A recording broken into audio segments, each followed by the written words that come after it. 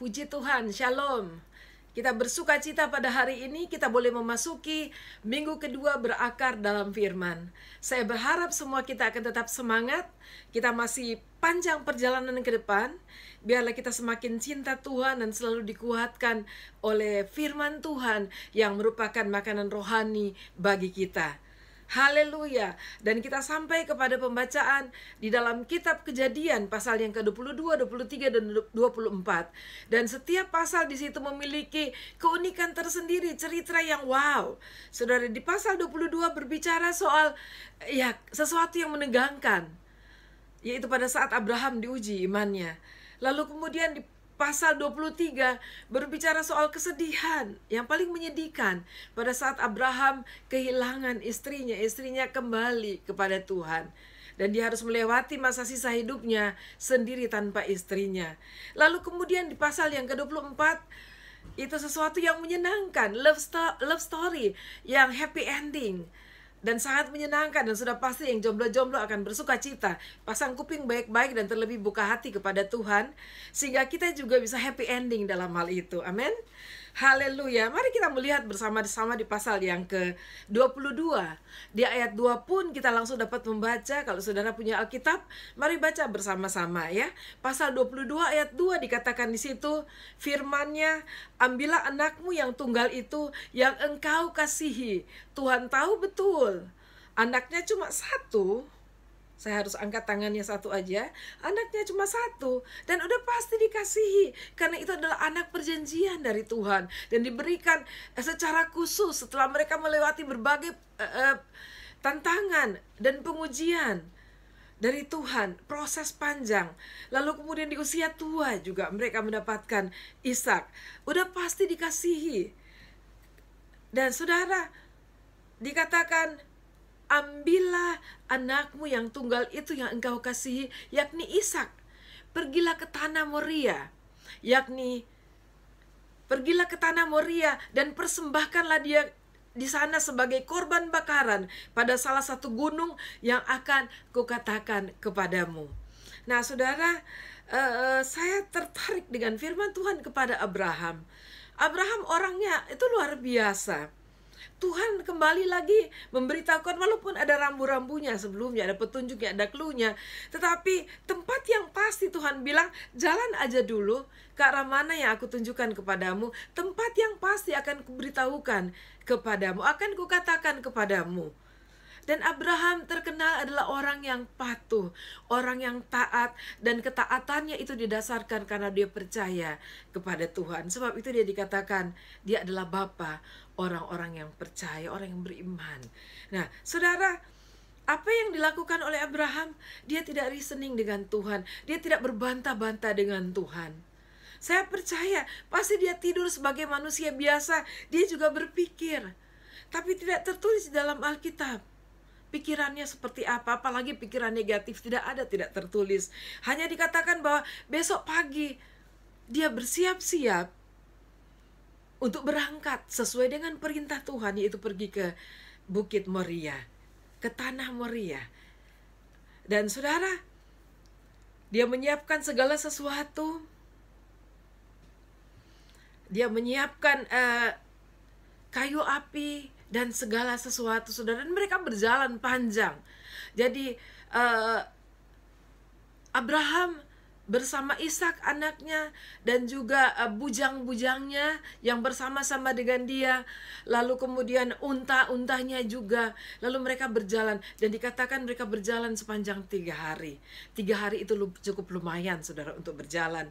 Lalu kemudian setelah 3 hari dia meninggalkan bujang-bujangnya di sana, lalu dia katakan dia akan pergi untuk bersembahyang kepada Tuhan. Jadi dia dengan Ishak, dia ambil kayu bakarnya, lalu kemudian dia pikulkan di pundak Ishak, dan Ishak yang membawanya. Berarti Ishak sudah cukup besar sebagai seorang anak laki-laki. Dan Abraham berjalan bersama-sama. Saudara bisa bayangkankah hati seorang ayah pada saat dia diuji oleh Tuhan? Dan dia tahu apa yang akan dilakukan, mempersembahkan. Tetapi kita melihat bagaimana penguasaan diri dari Abraham itu luar biasa.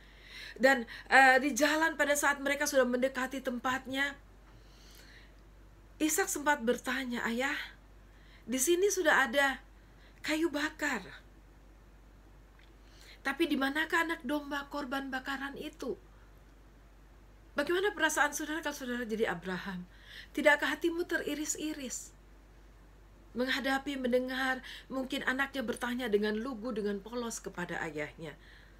Tapi di sini sekali lagi kita lihat jawaban dari Abraham kepada anaknya. Dia katakan di ayat yang ke-8, "Allahku akan menyediakan korban bakaran baginya." Dia tahu apa yang dilakukan adalah pekerjaan Tuhan, rencana Tuhan. Dia nggak usah urus, dia tahu bahwa Tuhan akan menyediakan apapun yang menjadi perintah Tuhan baginya. Ini adalah pernyataan iman yang dahsyat dan luar biasa. Saudara yang kekasih, kita melihat kemudian mereka sampai ke tempat itu yang sudah ditentukan Tuhan bagi Abraham untuk membuat mezbah, dan dia melakukannya, dia menyusun mezbah itu, lalu kemudian menyusun kayu bakar di atasnya, lalu kemudian dia mulai mengikat anaknya. Bagaimana perasaan saudara sampai di situ? Saya percaya sebagai seorang ayah, dia juga pasti sedih, saudara.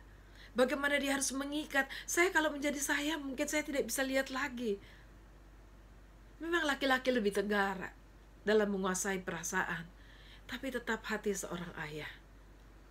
Lalu pada saat dia mengikat, dan kita membaca bahwa kemudian dia mengangkat, menaruh anaknya di atas korban bakaran. Sampai di situ dia dapat menguasai diri sedemikian rupa. Lalu kemudian firman Tuhan katakan pada saat dia mengangkat tangan dengan pisau di tangannya, lalu dia siap pada saat itu untuk menyembelih anaknya dan menjadikan anaknya korban bakaran di hadapan Tuhan. Dan Tuhan berkata, "Abraham, Abraham." Dan Abraham menjawab kepada Tuhan, "Ya Tuhan." Lalu Tuhan berkata sesuatu yang luar biasa, "Jangan bunuh anak itu, dan jangan kau apa-apakan dia." Saudara, mari kita garis bawahi alasan dari Tuhan. Tuhan berkata sedemikian, "Sebab telah ku ketahui sekarang, bahwa engkau takut akan Allah, dan engkau tidak segan-segan untuk menyerahkan anakmu yang tunggal kepadaku." Saudara, garis bawahi, engkau takut akan Allah. Sementara kita membaca firman Tuhan ini, sementara kita merenungkan, sementara kita mendengar perenungan firman Tuhan ini, mari kita lihat ke belakang. Berapa banyak kali kita tidak melakukan ini? Kita seperti tidak takut akan Allah pada saat kita mengikuti perasaan kita, pikiran kita, pertimbangan kita, dan kita takut mengambil resiko untuk kita takut dan taat akan Allah. Saudara yang kekasih di dalam Tuhan, mari dengan pengalaman Abraham ini, mari tingkatkan iman kita di hadapan Tuhan, agar pada saat Allah menguji kita, kita keluar seperti emas. Kita teruji dan kita berkemenangan dalam setiap pengujian Tuhan. Abraham teruji dengan proses waktu yang panjang. Walaupun dia pada saat itu ada melakukan juga kesalahan-kesalahan, pada saat dia tertawa mendengar Tuhan berkata bahwa janjiku akan tetap, engkau akan dikaruniai keturunan. Dan dia tertawa karena dia melihat dirinya. Tetapi saudara, Tuhan tetap mengasihi Abraham dengan segala kepolosannya, ketulusannya di hadapan Tuhan. Tetapi Abraham dilihat Tuhan sebagai orang yang suka belajar. Saudara ingat kembali waktu Tuhan bilang pergi ke tempat itu yang akan kutunjukkan, akan kukatakan kepadamu. Dia sudah teruji pada saat dia keluar dari Ur Kasdim. Lalu dia berjalan sesuai dengan tempat yang akan Tuhan tentukan bagi dia itu. Akhirnya Tuhan membawa dia di Kanaan. Nah saudara, mari kita belajar dari Abraham untuk mempercayai Tuhan. Berani untuk menghadapi apapun tantangan, resiko, untuk kita taat kepada Tuhan. Memang kadang-kadang kita berhadapan dengan keadaan yang tidak mudah, saudara. Tapi percaya akan Tuhan, taat kepada Tuhan, adalah lebih mulia dari segala penderitaan, dari segala tantangan yang menyulitkan kita pada saat kita mengalami proses dalam ketaatan dan iman kepada Tuhan. Haleluya, haleluya. Dan Abraham, Tuhan melihat ada iman dan keberanian, ada kasih akan Tuhan, takut akan Tuhan yang Tuhan cari di dalam dia. Ada kualitas iman, kualitas kerohanian yang tinggi yang Tuhan melihat adalah ungkapan dirinya sendiri. Seperti Tuhan, kalau kita membaca tadi dikatakan bahwa engkau berani, engkau rela mengorbankan anaknya. Nah saudara, Tuhan Allah Bapa di surga, dia rela datang ke dunia, mengutus anaknya, lalu kemudian mati di kayu salib bagi saya dan saudara. Luar biasa Tuhan kita. Saudara, kita maju ke pasal yang ke-23. Dan itu adalah cerita yang syahdu, karena Sarah meninggal. Nah saudara yang kekasih, tetapi satu kita belajar, karena kita tahu bahwa setiap orang akan meninggal. Nah kita belajar dari Abraham yang masih hidup, yang masih harus menghadapi hidupnya sendiri tanpa istri. Nah saudara, Abraham adalah orang yang baik. Dan kita belajar salah satu pada saat Abraham setelah dia meratapi kepergian istrinya, lalu dia mencari tempat untuk menguburkan. Lalu kemudian dia pergi kepada Bani Het, lalu kemudian meminta kebaikan mereka untuk mengizinkan gua Makpela untuk dipakai sebagai pekuburan untuk istrinya. Tetapi saudara, kita belajar satu hal, kebaikan selalu berbalas kebaikan. Kecuali kalau kebaikan itu dilakukan kepada orang yang tidak baik. Bisa saja kebaikan berbalas kejahatan. Tetapi pada dasarnya kebaikan akan berbalas kebaikan.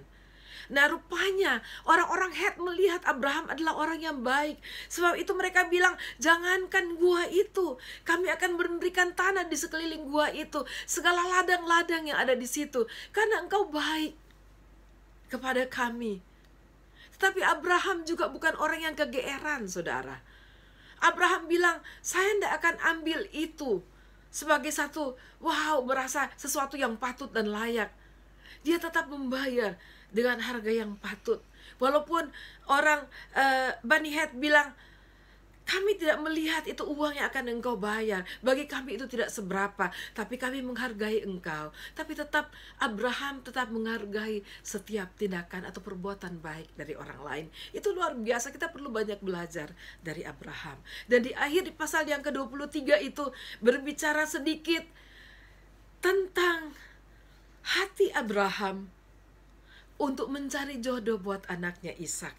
Dan di situ ada informasi bahwa Nahor, saudaranya, dia memiliki anak yang bernama Betuel, yang dilahirkan oleh Milka istrinya.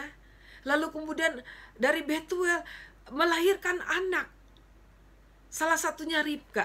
Dan di dalam firman Tuhan disebutkan ada Laban, saudara laki-laki dari Ribka. Dan saudara, luar biasa, di ayat pasal yang ke-24 di situ perjodohan Ishak. Lalu kemudian Abraham menyuruh hambanya yang paling tua untuk pergi ke tempat keluarganya, di mana sanak keluarganya berasal, karena dia tidak mau mengambil istri dari orang-orang kafir. Dan itu perintah Tuhan. Dan itu tetap sama bagi kita, saudara. Firman Tuhan mengatakan, kalau kita mau ambil pasangan, biarlah kita jangan menjadi pasangan yang tidak seimbang. Ya memang kadang-kadang saudara, kita tidak bisa prediksi, tapi paling tidak ada upaya untuk kita, keseimbangan rohani itu perlu. Tapi saya rasa ada keseimbangan lainnya juga yang kita perlu pikirkan. Lalu kemudian Abraham menyuruh hambanya paling tua yang dapat dipercaya. Dan satu lagi, sebagai hamba-hamba yang banyak kita bekerja di bawah dari orang lain. Sebagai hamba yang baik, biarlah kita menjadi lebih tua, bukan semakin menjadi, semakin tidak bisa dipercaya. Tapi hamba yang baik, semakin lama, semakin tua, dia akan menjadi hamba yang semakin dipercaya. Dan dia menyuruh hamba yang semakin dipercaya itu, yang tua itu pergi. Lalu kemudian dia pergi ke daerah keluarganya di mana mereka berada. Saudara tahu mereka dari Ur Kasdim. Lalu kemudian hambanya itu juga berdoa kepada Tuhan. Dia berdoa, Tuhan kalau saya bertemu dengan seorang gadis yang baik, lalu waktu saya minta minum, lalu dia bukan hanya memberi saya minum, tapi dia juga memberi minum kambing domba yang saya bawa, unta-unta yang saya bawa, maka dialah orangnya. Dan singkat cerita, akhirnya sebelum katanya firman Tuhan itu hilang pemikiran itu, dia sedang berbicara kepada Tuhan, dia sudah melihat seorang gadis muncul. Dan luar biasa ayat 16 berkata, anak gadis itu sangat cantik parasnya. Tapi lebih dari parasnya ada satu kualitas yang baik di gadis itu. Dan ingat ini, saya teringat Maria. Tuhan suka cari kualitas, saudara. Sebab itu jaga hidup saudara. Jangan meremehkan hidup saudara. Jangan seperti Esau menjual hak sulungan dan hal-hal yang berharga dalam kehidupannya hanya dengan barang-barang picisan yang fana, saudara. Saudara perhatikan, selain cantik parasnya, saudara, tapi ada yang lebih berkualitas yang ditemukan. Dia adalah seorang perawan. Berarti dia menjaga hidupnya dengan baik. Dikatakan perawan itu apa artinya? Belum pernah bersetubuh dengan laki-laki. Nah, saudara, itu perawan. Jaga diri saudara, ke saudara masih jomblo, saudara belum pernah menikah. Jaga diri saudara, jangan bersetubuh dengan bukan pasangan saudara. Di dalam kekristenan kita tidak mengenal seks sebelum pernikahan. Sebab itu jaga diri saudara. Amin. Karena Tuhan juga melihat kualitas hidup saudara. Haleluya. Ia turun ke mata air itu dan mengisi buyungnya, lalu kembali naik. Dan saudara, akhirnya singkat cerita, hamba itu menemukan orang yang tepat.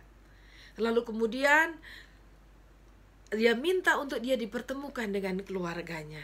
Pada saat sampai di rumah, hamba itu juga diperlakukan dengan baik oleh keluarga Ribka.